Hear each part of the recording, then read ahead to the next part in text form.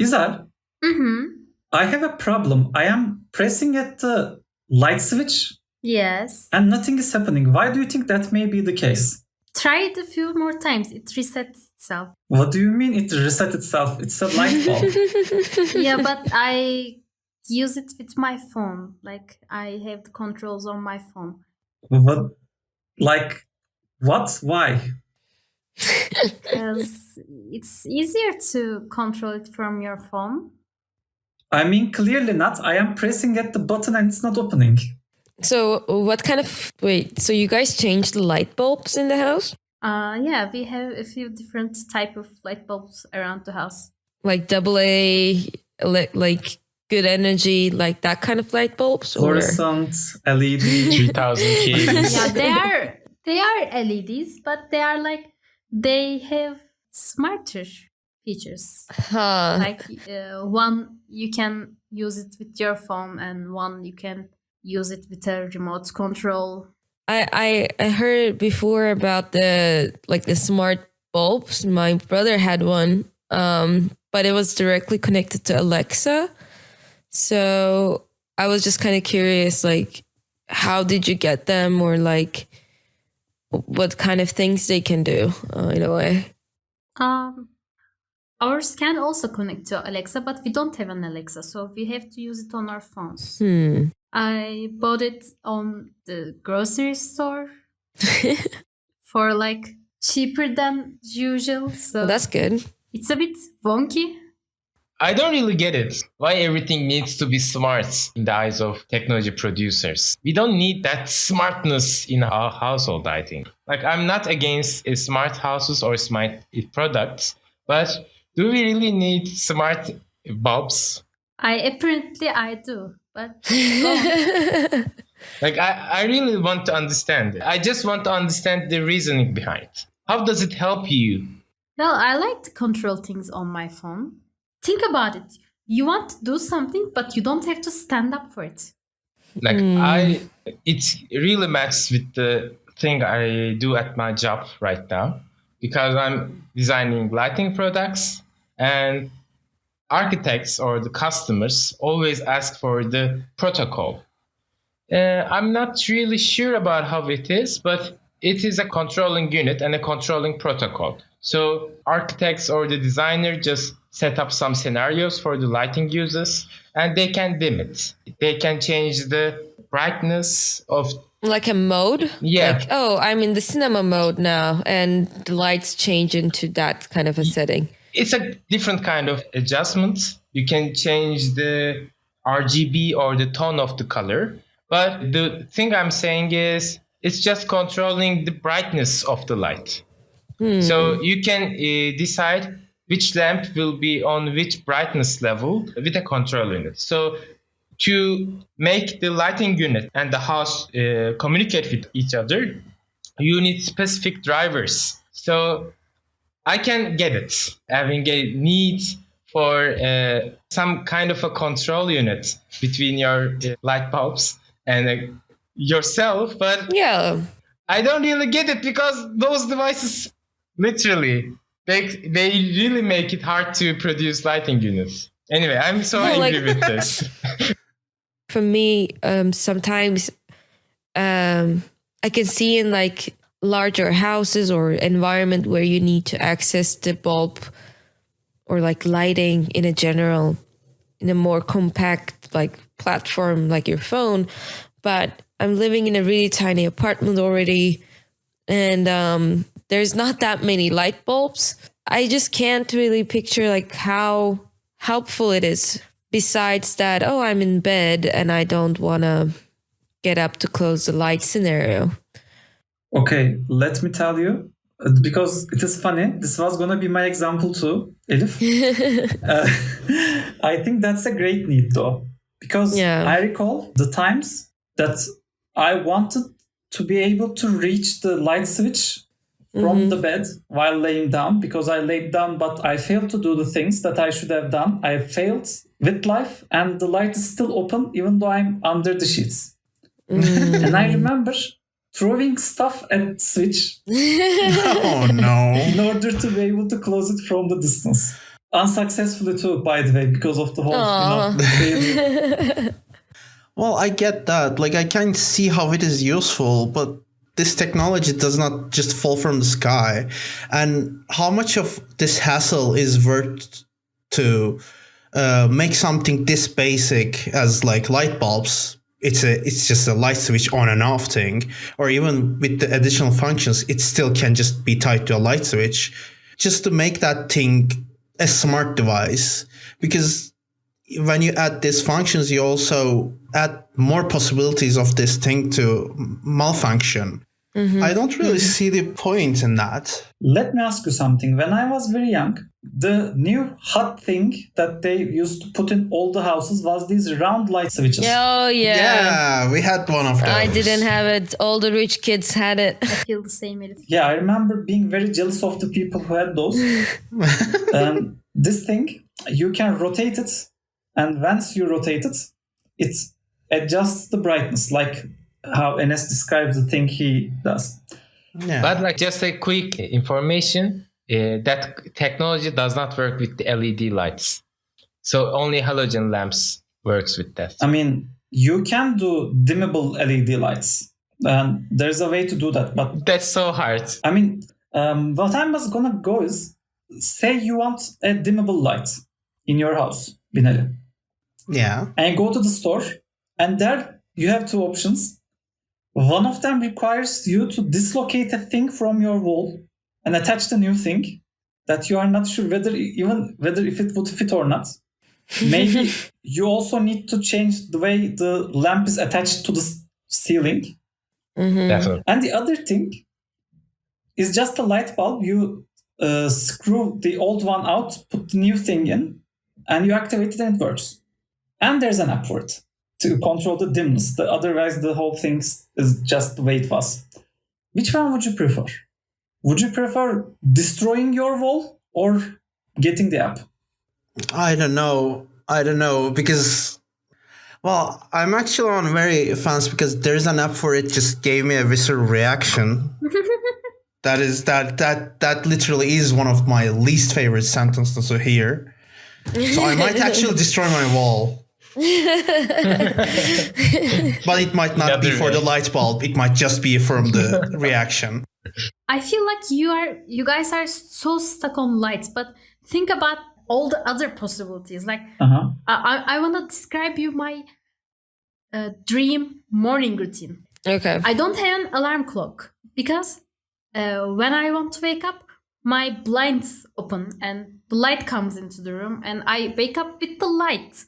And at the same time, the coffee machine turns on and stuff like that. Like everything happens in the morning for me. Shower starts, music plays. Yeah, like that.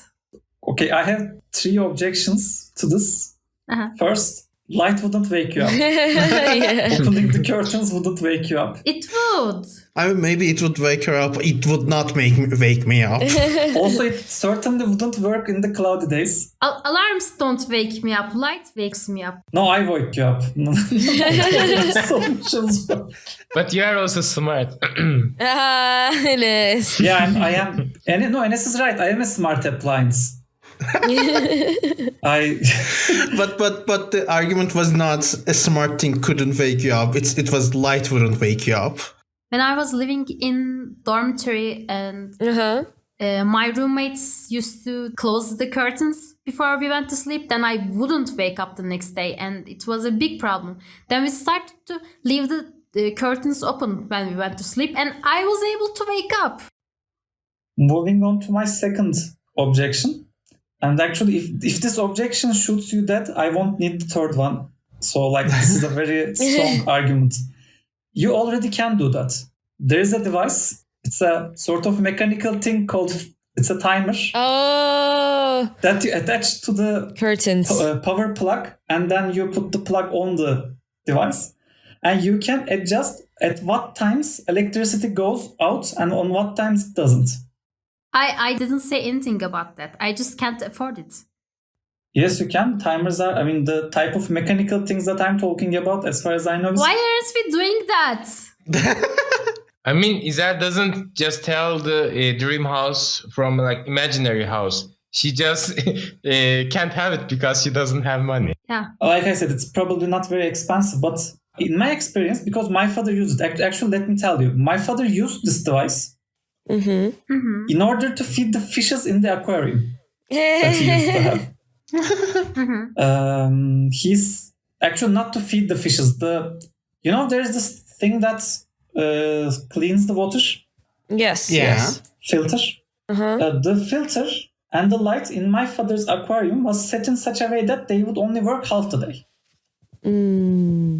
using such a device. Okay. Yeah, that's like, it's doable. There are electric sockets that you plug into wall and set a timer and decide which times it will be on or off. That kind of a device?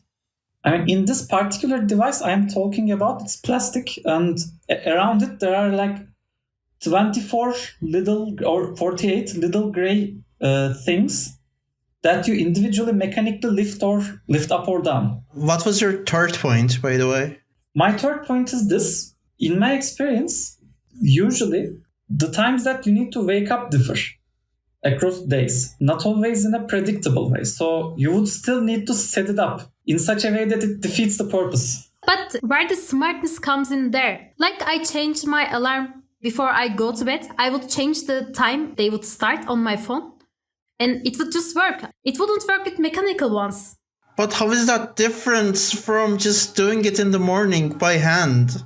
Outside of smartness, the devices we have right now, without the smartness functions, it's not like they're archaic where you have to put in so much effort. Like my coffee maker just works with one button after I put the coffee. Like, how is that so much different? Because I hate mornings. It's just a tactic, man. I also have a counterpoint, but it's also kind of personal and subjective, so it doesn't have to be so meaningful. But it actually sounds pretty nightmarish to pre-program my morning routine to that point. Like, our lives are already our work around in school and work and other responsibilities to an insane degree. So I don't want to pre-program my personal life in my house to that degree just because I can use smart house functions. I also wanted to add something like overall, I feel like these kind of devices or features are added as an innovation tactic, like just to brand deals or marketing team coming up and say everybody's doing this, so we need to do this, and this will be the new thing, so we can charge everyone a little bit higher, even though the actual mechanical case is the same. But I also kind of see the other counterpoint for how helpful it can be, especially for disabled people or people with challenges overall with their daily lives. Like having these kind of functions a little bit more reachable and customizable can be beneficial as well. But I don't really think that's the main intention when they start to add these features into the products. I don't think they go if we add this, people can do this better. I feel like it's more, everybody did it, we need to do it. This is the cheapest way to create a new product. So here we go. I think when we discuss this, there are two ways of looking at this topic. One is, would the excellent version of these devices be useful? And the other is the device we have a good version of what that device could be? Like, say in the light bulbs, there is a perfect version of the light bulb that works really great and people would love. But that's not necessarily the one that we have. You can have a device that can both be controlled by phone and by the switch. Yeah. So that Binali can do the switch and Izel can do the app. Yeah, there are brands that make this really well. In my experience, those are the more expensive ones usually. Exactly. To add on to your point, the lead of IKEA's Home Smart division has a really nice presentation on this. And I will try to link that in the notes. I would like that. I don't want to talk long about it here. Oh, and Enes was also there. Yeah. I'm also here. I want to agree some of you and disagree some of your ideas. First, I kind of disagree, Binali, about having programming your life beforehand, because like even though I don't have that kind of a settled weekly program, I have an alarm clock set up. Like for weekdays, I have some hours that I wake up. And for weekends, I don't need that much of a strict waking up times. So I have already that, but it's not like I'm having completely setting up my coffee maker, breakfast maker, toaster, fridge, oven, and I don't really set up all of those, but I just set up my alarm clock, and it's just fine for me. That level of programming is enough. I mean, just enough. I mean, yeah, but alarm clocks does not have to be smart Yes. for you to program them anyway. I mean, there is no unprogrammable alarm clock. That's all their function. I will come up that point. And for secondly, part that I don't really get it with the IoT is I will agree with Elif in this sense that when they just couldn't find a new way to develop a technology, they just put IoT. Like, okay, let's connect it with an app. That's not the innovation that we expect, I guess. Okay, we can put some digital technology into that device if it is logical. I mean, if it is needed, if it helps in a way that user experience gets better. But I don't really get it if it is just done for the sake of innovation. But like the point I want to get back is that smart technologies levels differ. Even making technology digital can be making it smart. Like the example of the alarm clock. If you make a digital alarm clock, or if you make the Canden's father's fish feeding mechanical thingy into a smart wall socket, when you make it a digital thing that you connect with your app, it's kind of different levels of smartness. When you make your refrigerator connect to your Wi-Fi and control the things inside your fridge, it's completely different type of smartness. Okay, here's the thing. Okay, admittedly, you activated my trap card, Enes, because when I was reading the notes from earlier, and I knew you were going to bring this up, and then Elif said the thing, and I was like, I can shut down Elif with the bullet I prepared for Enes, but let me wait for a little bit so that I can shoot them both down, and now is the time. So let me describe your device. Yes. This device is attached to your home heating thing. Thermostat, yep. No, not the thermostat. The actual thing. The thing that burns the heaters. Okay. But it's also added to the radiators as well. This device is attached to the system, and it connects to the Wi-Fi, and you can look at it from your telephone. And with this device, you can do the following. You can open it from a distance, like say you are at work, you can activate the heater so that when you get home it's warm. Or you can again use your app and say that at 6 a.m. this thing always opens and at 8 it closes. Like you can do those things. Okay. Do you think such a device would sell? It will sell.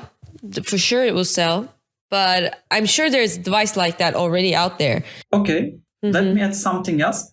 Then the same device, the people who build this device, sell these little things that you attach to your power sockets in such a way that like the socket is still usable, but it's attached to it. Yeah. It works, but you are not robbed out of a socket because of this. Exactly. And from this, they read temperature. From this, they read temperatures in the rooms and control the individual heaters in such a way that temperature in the room is the amount you want. Do you think this would sell? Oh, for sure. Yeah. It's so like. But here's the thing: first one did sell, second one didn't. This is a real story. I don't remember the names. I heard it when I was working a few years ago. Why the second one didn't sell? I don't know. That was what the guy was complaining. We built this thing. We have built this amazing thing.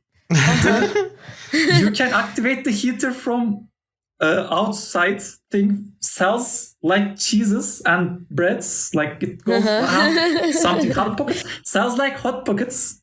And this other thing, which is a way better thing, way smarter thing, nobody cares about this. Well, maybe people didn't want that level of customization. I guess my point is, with this story, it is not as safe a bet as you think. Like, you are thinking everybody just says we will add a smartness to this device and it's going to sell like hotcakes. It doesn't always do that. Yeah. Oh, for sure. So it's not that black and white, actually. I mean, I don't think it's the argument that it is going to sell really good, though. It's the perception that it will boost the sales. Exactly. So they added, like, this is a different example, but like my phone is on my table right now, and behind it has 4 different cameras.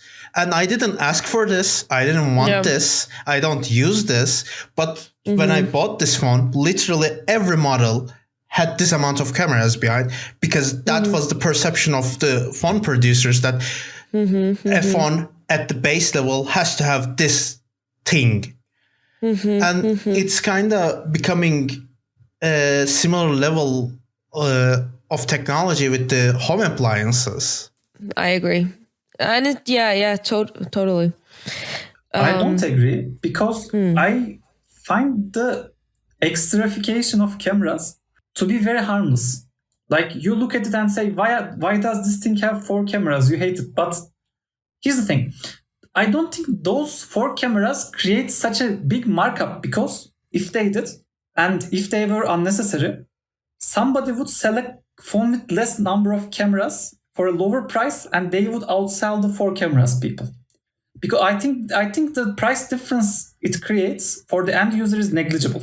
I disagree, because again, this is not the only function a phone has. So if I have 2 options, even though I won't use those 4 cameras, if the other phone has other functions that I need and the other one doesn't, then I'm gonna have to choose the 4 camera one either way. Like, I think market auto selects at some point without actual input. Actual research being done. Like, that's why we need user experience. That's why we need UX designers, researchers out there, rather than the marketing people and brand deals. I disagree too. I disagree in a different way. Elif, I think the marketing people are the reason why there are 4 cameras. Exactly. That's what I'm saying. No. We're telling the same thing. What I'm trying to say is, we need the existing marketing people to do better jobs than just throwing cameras and be done with it. No, I think what Elif meant is to fire all the existing marketing people. Exactly. And replace them with UX designers. Exactly. No. Yeah. I am just the messenger. I am not agreeing with this message. Marketing people, do not put the hit on me. Put it on Elif. I am innocent. I mean, like, what I'm trying to say is we need to do a little bit more research. We need like a little bit more human centricity to the products, and ask and try to find what people actually need and want, rather than, this is how it's been done, so we need to do it because it will probably sell. We need to catch up with the other competitors. That's the part that I feel like IoT kind of comes into. It's most of the time feel afterthought, or a little bit more like some executive manager coming in and saying, we need to add this smartness to this device, At least these are my general view. First of all, I can hear where Binali is coming from with his cell phone and having 4 cameras. Because he's right. People are like, there was this joke from when I was younger that shaving razors were in an arms race to add more razors to the head. Like, the commercial went, look at this insane shaver. It has 16 blades. And then somebody comes, that's stupid. We only have 2 and it works. But when I go to the home appliance store, and there are some very smart refrigerators and some crazy dishwashers, like the smartest necessity in the house is a dishwasher. Everybody knows that. And there are still, in that same room, on the end of the line, there is still one that is mechanical, has nothing electronical on this, only knobs that you turn, and it's still sold in the same store. So it's not like Binali not being able to find the thing that he wants with a 3 or less number of cameras phone. Dishwashing is still possible with mechanical devices that are still on the market. I want to disagree, or maybe not disagree, but I want to give another example that I was talking with my coworker the other day, and he showed me this webpage that demanding an Android phone on the same size as iPhone mini. And because one of the things he was telling me that, like cameras, the phones are getting bigger and bigger, and there is not a good, decent Android phone that is slightly smaller and up to date. And there was actually like a petition and GoFundMe kind of a page, or I don't know, like where people come and sign and give money to like ask for a smaller phone. So sometimes, like, at least in the phone case, I agree, like, you know, you can still find previous models maybe or older generation ones, but that can still sell. But it's kind of hard to find a newer version of the device that is fully mechanical, you know, like a newly developed phone that is a little bit more dumb. Like we had the dumb phone generation, but that's also another thing. But what I'm kind of trying to say, improving upon the already existing idea without turning it into an IoT device. Okay, I can only answer this in terms of engineering. And since we have already alienated the marketing people, let me just alienate the engineers as well. you I will can't. alienate the designers as well later on. Yeah, that's I'm no. gonna then give you the microphone so that you can alienate designers. You can't make a better dishwasher. You can't make an oven that works better in ovening. I mean, you can though. That's not. No, you can't, because these things are engineered to death. Like if you open Google Scholar and write more efficient oven or more efficient dishwasher, 10,000 papers come up. If you can make an oven that heats like 3% more efficiently, that's a doctorate thesis in terms of engineering.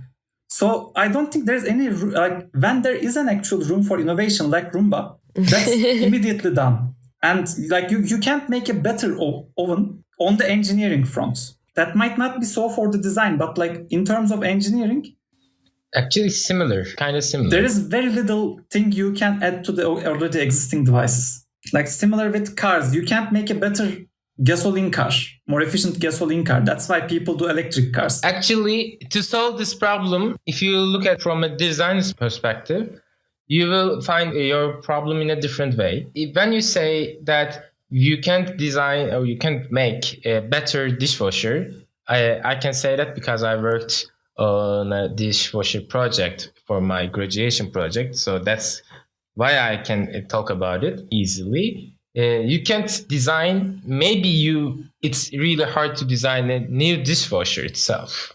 But when you're designing a new way of washing dishes automatically, or when you're designing a new dishwashing experience, it's easier to innovate in that area. Because when you say dishwasher, you are strictly prohibiting yourself from exploring the different ideas. You're just stuck in that little rectangular box that stays under the countertop. So you can't explore new ideas.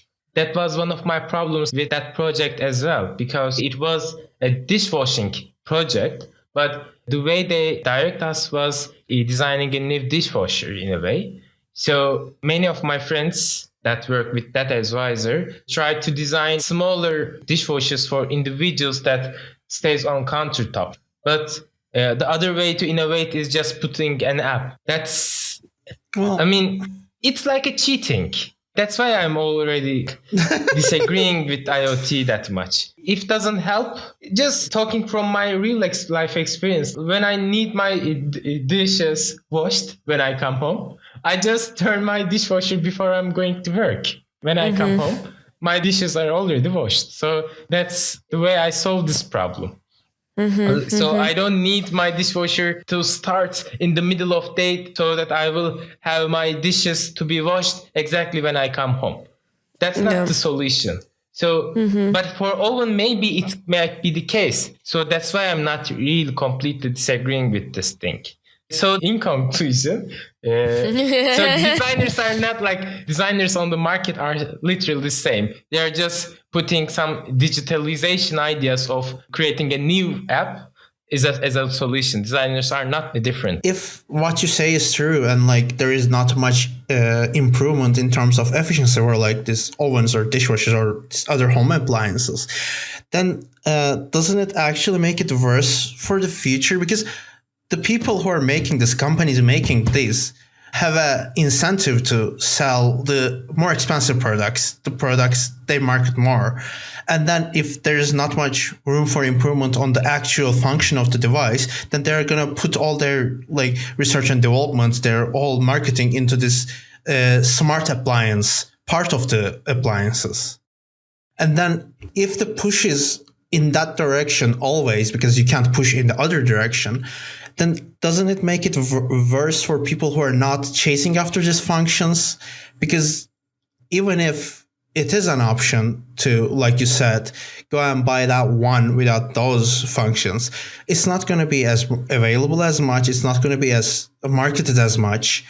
It maybe it's not going to get as many like releases as much, as many production as much the others, because the company rightly in their right want to sell the other ones because they are newer or they put more research and development into it. They put more money into it, so they want to make their money back.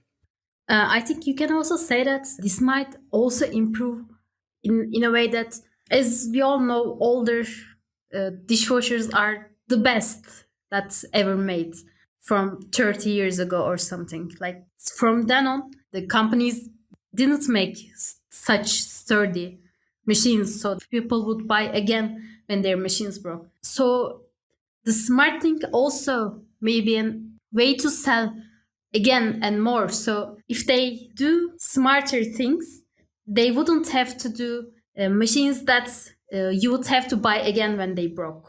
But I mean, isn't that so much of a backwards thinking? Because should I be grateful for functions I won't use and pay for, so that the company isn't gonna sell me a worse product to make money off me? Yeah, but they are already doing that. Yeah, and that's a very unintellectual way of looking at the economics of scale. Because if everybody builds dishwashers that last for 50 years, what happens is when you want to buy a new dishwasher, they are 5 times more expensive, because in order to stay afloat, the company needs to sell you at a much higher price. The only reason you can afford a dishwasher is because a lot of people want to buy the dishwasher at the same time with you, so that the guy who builds these things builds a large number of these things. But that's barely even my point. My point is, first of all, it just occurred to me, I wasn't entirely accurate about the engineer to death part, because I mean it is engineered to death, but every now and then crazy things happen, and recently one of those crazy things was induction stovetops. As you may know, stoves for a long time was either fire that comes from a gas source or electricity that had resistors below a plate that heated. But you would also know that recently they built a third option that effectively works like a microwave. Once you put the thing on top, they create a induction current and it heats the thing up. Full disclaimer, I never used one. I am slightly excited about using one in the future, but I never actually tried it. I don't know if it cooks better or worse. But yeah, every now and then people do innovate new technologies, and fire is the best innovation ever. They enter to the market. But yeah, like up to a few years ago, the hot thing for foods to heat was fire, which is a crazy innovation in itself. So it was either heating things like fire here or fire on the power plant. But here's the thing about the other part of the argument. So like every now and then these things happen. Technologies are found. In my view, it is still not fast enough to justify having huge appliance companies that drop the prices via scale. Like say everybody had an excellent, robust, perfect oven, and then induction ovens came and somebody was, this induction thing sounds crazy, I should buy some. They would be very expensive. But if stuff gets replaced faster, then these things are more affordable. By the way, the reason why induction ovens is a thing is, one, people hate electric stovetops, rightfully, in my opinion. And two, there is a regulation in Turkey that says for buildings that are more than 10 stories tall, you can't have gas ovens. Oh, I didn't know that. No. Is that so? I mean, I don't think anyone enforces that, but... No. Like, I have a gas stove. I mean, maybe it's an Ankara thing, but when my parents were looking for a house and we were looking at houses, at every new building that was being built, people were always apologetic about the situation with the stoves not being fire. And there is this regulation, there is nothing we can do. If you want this house, that's the only way. We do have a fire stove, and I'm on the 13th floor, which is more than 10 stories, so... You have fire? Yeah. Oh my, those people totally tricked us. Anyway. No, Yeah. you got scammed. Or maybe it's just like depending on the, it's like some apartment has a little bit more strict regulations. But it's. I don't think that it's about apartments. It should be about city regulation. It should be about city Could be. regulation. I mean, we are not living in a federal state, so it should be in the whole country. And that's not necessarily true. There are zoning laws in Turkey, like you can build certain number of stories, some places, some to others. But anyway, so if I'm wrong, and maybe I'm wrong, I'm open to admitting that I was mistaken about this. You can talk to us about it on Twitter. Correct us. Yeah, you can go to Twitter and say, where do they find, what's our handle? _inconclusion_. Yeah, you can go there and say how wrong I am about this, or how Binali is wrong about this, or how Enes is wrong about this. But anyway, my point is sometimes innovations do happen in appliances. But Sometimes innovations do happen. But here's the thing, Enes. And Elif too. You are all saying like this blocks the innovation, this thing gets funded and it's so bad. But here's the thing. Izel is very happy when these things come to her life. So in my view, I mean, I personally don't care either way, because even though I have some smart stuff at home, when I can open the light bulbs, besides of that, all the smart stuff at my home usually can be also activated in a dumb way. Like I have this microwave oven that has like 30 options, and I can just use it like a classical microwave oven, and I'm very happy with it. But making Izel happy is the innovation. Yeah. These things are popular because people like them, and they make people happy, and making people happy is the point. I mean, first of all, I don't want to I don't want this to come across as like I am against smart appliances at any point, because the context and the type of device matters. Like I think smart dishwashers or smart laundry machines, I think they're good actually. Like I don't have a problem with that, and I think, like Elif mentioned before, they provide accessibility, or like Janelle said, they just provide function. But this is also like a transition period, because Janelle said something real well, that I don't think anyone has a problem with the ideal endpoint of these things where they work in sync, they work functionally without any problems. But this also requires a transition period where these things aren't going to happen. And like I think while I disagree with the programming your day to that point part of Izel's dream routine, I can see why that is appealing. And I can when she tells it, that sounds like a good function. But back in my brain, because I have been using electric devices all my life, I can't also stop but think the amount of potential problems with the the ways these things interact, the way these things work by themselves. Like, can you imagine going through that routine, like whole your week, and in the middle of the week, your coffee maker needed an update in the middle of night, and it's no longer working. Exactly. It just pulled the Windows on you, even though you told it to not update. Because Windows does not care about you. I 100% agree with you. Like, I think the problem is, even though it is a little bit more accessible in the long term, it takes more. Like, you guys are the app developers, so you know it more with the how much you need to kind of keep maintaining it in a way. And eventually, the product that used to work from your, like, you used to able to get your grandmother's oven and still work, but would you able to give your oven or your other devices after 10 years later when the software itself is not supported by your phone? Like, those are the things I'm kind of thinking in a way, like how much it can last, like how much can it actually continue working. That's why I wanted to mention the IKEA Home Smarts presentation, because the way they explain themselves looking at things is they put the home before the smart. They want their products to work before the smart thing.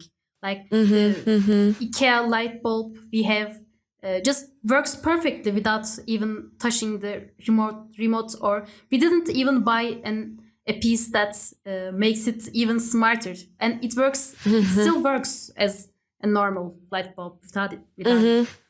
So I think since these products are not computers, they have to work, even though they stopped getting updates, and even though you missed 3 updates because you just didn't have connection to the internet, you must be able to still use those products. Like, home should come before the smart.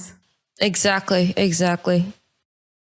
I agree that not every company is going to have that underline. And another potential problem I see with this is when you have products from different companies. Like, if you get everything from one company that puts that on forefront, that is good. But sometimes the best device you want is not going to be from that company, for example. And if these things clash, then that's also a problem. No, I actually agree with you wholeheartedly on this front, because you are Binali and I agree with you. And if it was me, I would have disagreed. But here's the thing. I think where the things are going is there's going to be an operating system similar to Windows or iOS or macOS that is going to be sort of mandatory, sort of regulation for these devices. There is. I think that exists. I think it's gonna be like it's gonna be more widespread then, so that it will be like, the device has a different hardware or the device has a different production date, but still, because of this merits of this operating system, it can connect to other things and interact with each other. Like sort of interface will be the place to innovate for these things, so that they all work well, like for a long time. Because if you can find the cables, Elif, and if you can find a cassette, you can still activate an Atari with the power plugs that you have. Like, your house is perfectly equipped to function an Atari if you can find the connections, if you can make the connections. You can go out and buy a VHS and watch movies with it. Yeah, like it more boils down to the interface. Whether the thing will still be operable later, not the actual content of the device. And if the interface is handled well, I think we will be able to give our stuff to our grandchildren. And they will be, depending on the nature of the stuff, they would either be like, this is a very old thing, let me put it in a box and put it away. Yeah. Or in the case of my mother's blender, it works like fire. Oh my god, it is so great. Like, they really don't do it like that anymore. Like, it's crazy. Oh my mother gave me this blender, and I love it. Well, speaking of blenders, I just want to stress this out. If you're a company and you sell a home appliance with smart functions that does not have a daily use, and you require an app to use it, you deserve to face a firing squad. Agree. And